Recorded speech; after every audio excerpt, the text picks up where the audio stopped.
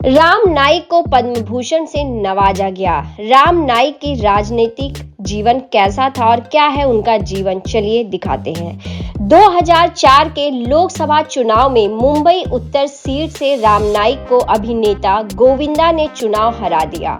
इस हार का मलाल उन्हें आज भी है, जिसका जिक्र उन्होंने आज हमसे बातचीत में की। वहीं 2013 में उन्होंने लोकसभा चुनाव से संन्यास ले लिया था।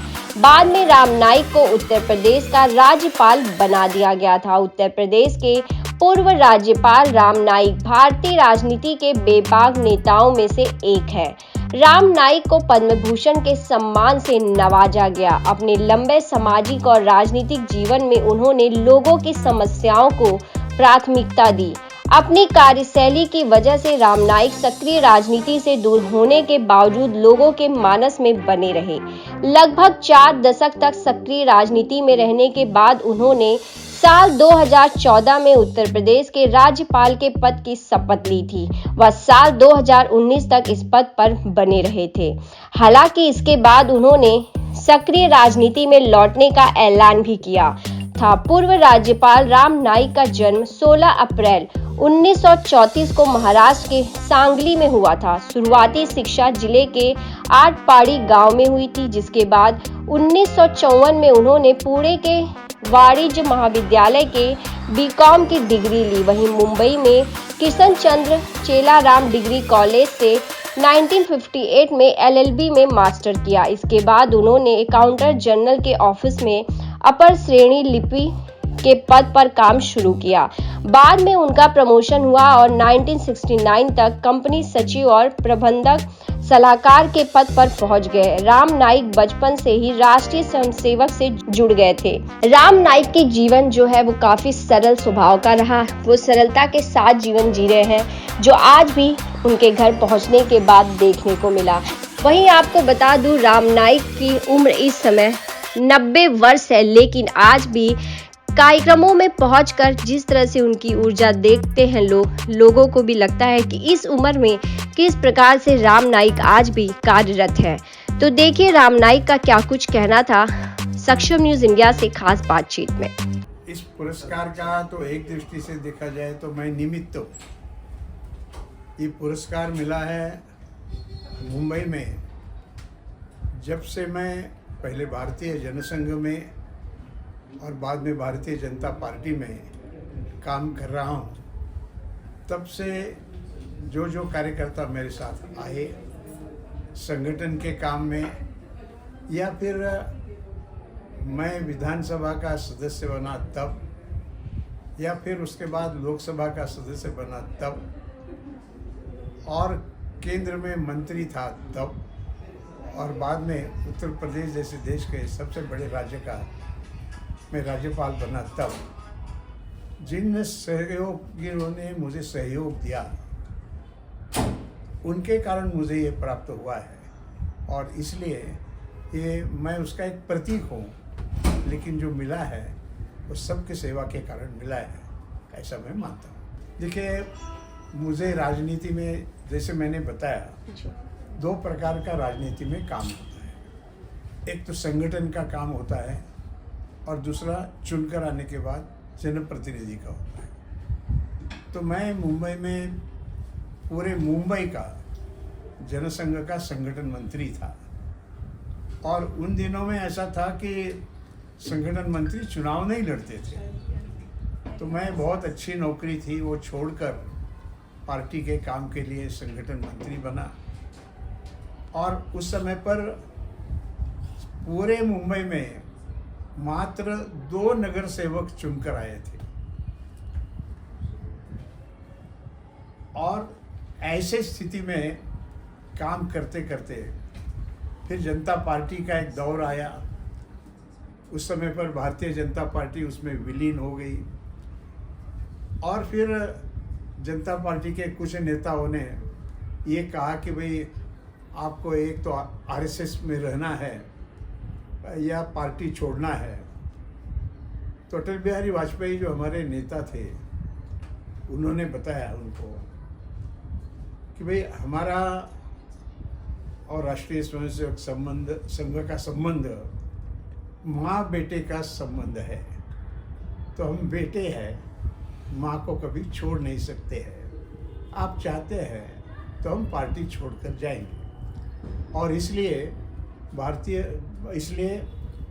जनता पार्टी छोड़कर फिर हम सब अटल जी के नेतृत्व में भारतीय जनता पार्टी में गए। और फिर उस समय पर मुझे नेताओं में जब कहूँगा उसमें अटल बिहारी वाजपेयी जी का नाम आएगा, अडवाणी जी का नाम आएगा, सुंदर सिंह भंडारी जी का नाम आएगा। तो उन्होंने मुझे कहा कि भाई आपने संगठन मंत्री के नाते काम किया है। उस समय पर संगठन मंत्री चुनाव नहीं लड़ते थे, लेकिन अब जो माहौल बना है उसमें आपने चुनाव लड़ना चाहिए।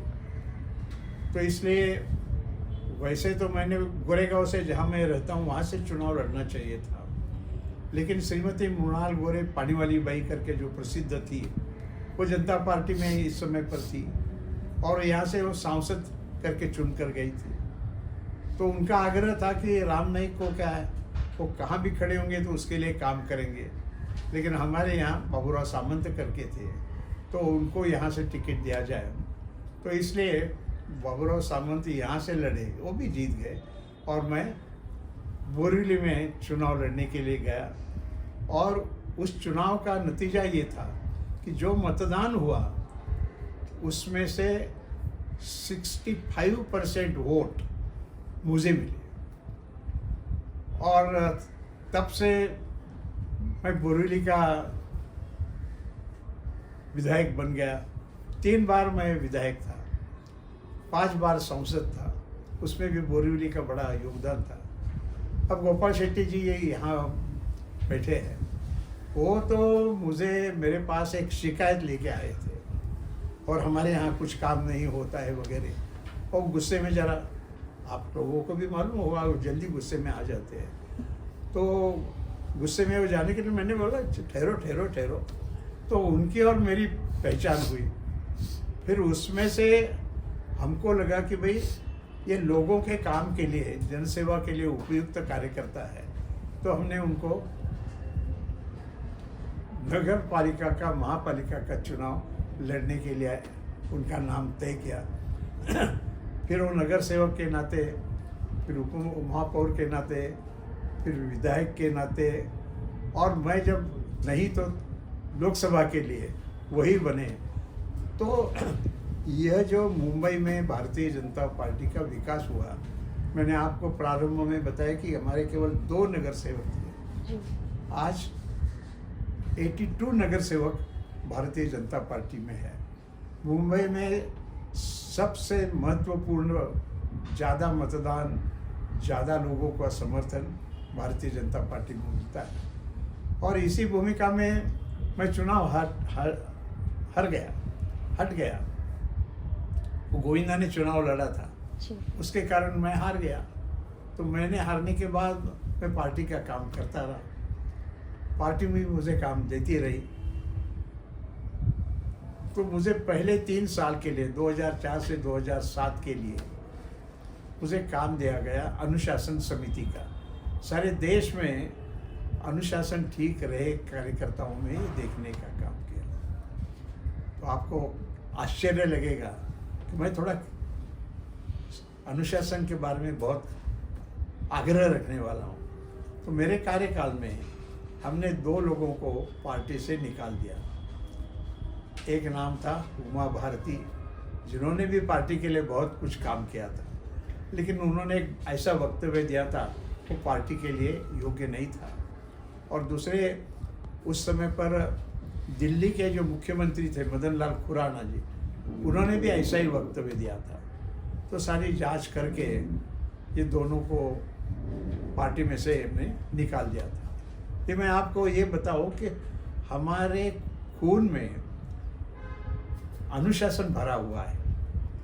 और फिर 2007 से 2010 में, उसके बाद जो देश में विधानसभा से विधायक और लोकसभा के सदस्य करके चुनकर आए हैं, उनके प्रशिक्षण का काम मेरे पास था।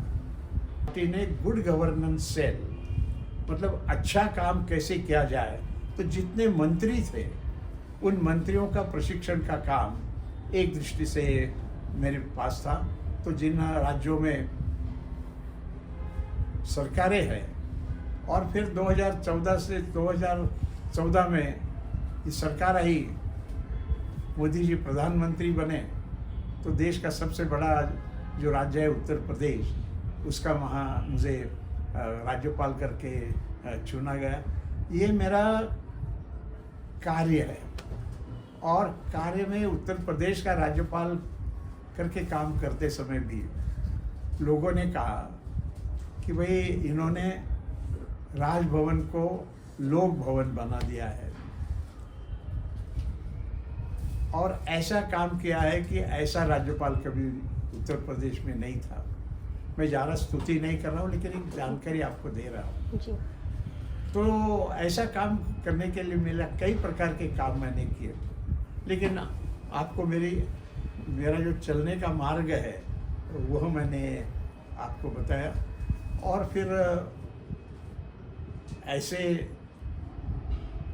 पद्म पुरस्कार के लिए कुछ लोग सिग्नेचर्स लेते हैं, अपना देने का नाम आ जाए, इस प्रकार की कोशिश भी करते हैं, लेकिन मुझे ऐसा कोशिश करने की कोई आवश्यकता नहीं पड़ी।